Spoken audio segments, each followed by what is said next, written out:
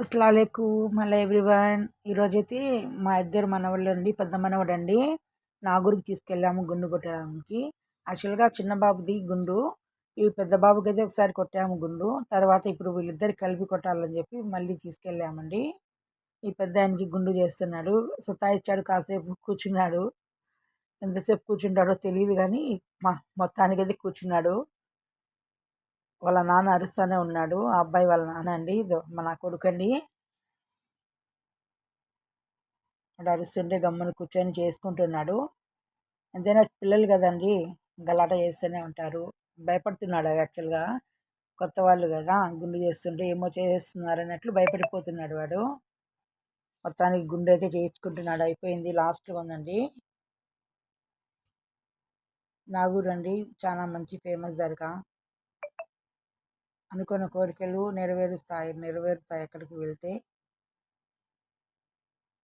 మేమైతే ప్రతి ఒక్క సంవత్సరం వెళ్తామండి నాగూరికి. ఇది సెకండ్ టైం పిల్లలకి గుండు చేయడము. అంటే చిన్న బాబు పుట్టిన తర్వాత ఫస్ట్ టైము, ఈ పెద్ద పెద్ద మనవడికి అయితే రెండోసారి అండి ఇది గుండు చేయడము. అయిపోయిందండి, లాస్ట్లో ఉంది. భయపడుతూనే ఉన్నాడు పాపము.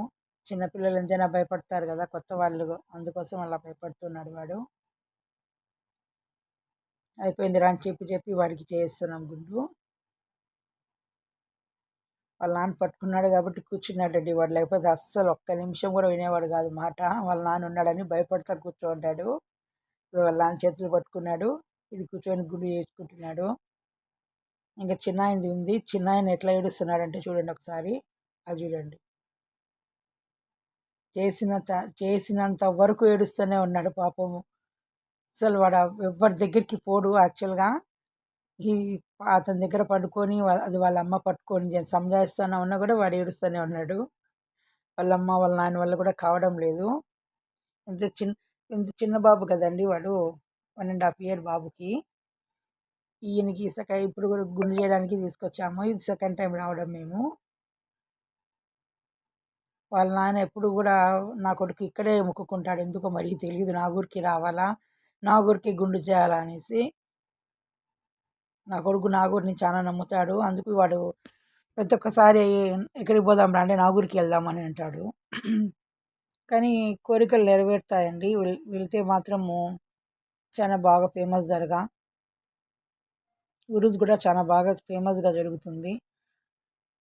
కాసేపు గమ్మునుండిపోయాడు వాడు. అయిపోయి సగం గుండు వేసారండి, ఇంకొంచెం ఉంది. పాపం ఏడుస్తూనే ఉన్నాడు, చేసేంత వరకు గుండు ఏడుస్తూనే ఉన్నాడండి వాడు. చూడండి,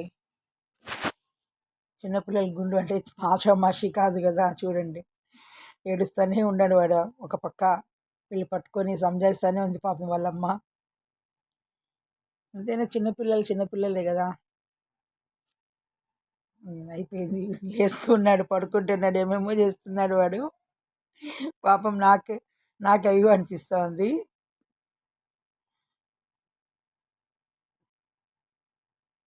అయిపోయి వచ్చిందని కొంచెం ఉంది, అయిపోతే ఇంకా మేము దర్శనానికి వెళ్తామండి. సదింపులు ఇవ్వాలి కదా, దర్గాలోకి వెళ్ళాలి.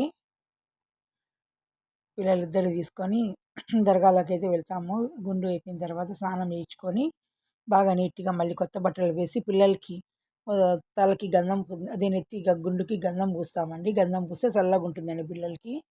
దర్గాకి అయితే స్టార్ట్ అయ్యామండి. దర్గాలోకి వెళ్ళాము, వెళ్ళి సదింపులు అయితే చేసుకొని వస్తున్నాం బయటికి. బాగా అంతా అయిపోయింది. చూడండి, నవ్వుతున్నాడు వీడు. ఈయన చిన్న మనవడు, ఆ పాప నా కోడలండి, వీడు పెద్ద మనవడండి.